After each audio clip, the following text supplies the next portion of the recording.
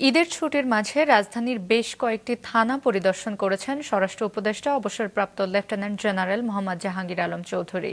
সকালে স্বরাষ্ট্র উপদেষ্টা রাজধানীর বাড্ডার, রামপুরা, হাতিরঝিল, খিলক্ষেত থানা পর্যায়ক্রমে পরিদর্শন করে। এ সময় তিনি কর্মরত পুলিশ সদস্যদের সাথে কথা বলেন, খোঁজ খবর নেন। পরে গণমাধ্যমের সাথে আলাপকালে স্বরাষ্ট্র উপদেষ্টা বলেন, রাজধানীর অনেক থানারই অবকাঠামো খারাপ। তিনি বলেন, ঈদের মাঝে অন্য যে কোনো সময়ের তুলনায় আইন শৃঙ্খলা পরিস্থিতি ভালো। পুলিশ তার দায়িত্ব পালন করে যাবে। সন্ত্রাসীদের কোনো ধরনের ছাড় দেওয়া হবে না বলেও হুঁশিয়ারি দেন তিনি। আগের যে বছরগুলি থেকে এবার আইন শৃঙ্খলা পরিস্থিতি ভালো কি খারাপ আপনারই বলেন? ভালো। আমরা কোনো ধরনের সন্ত্রাসীদের ছাড় দিব না, আর কোনো নিরীহরা যেন কোনো রকমের হয়রানির শিকার না হয় এই ব্যবস্থা করার জন্য তাদের নির্দেশ দেওয়া হয়েছে।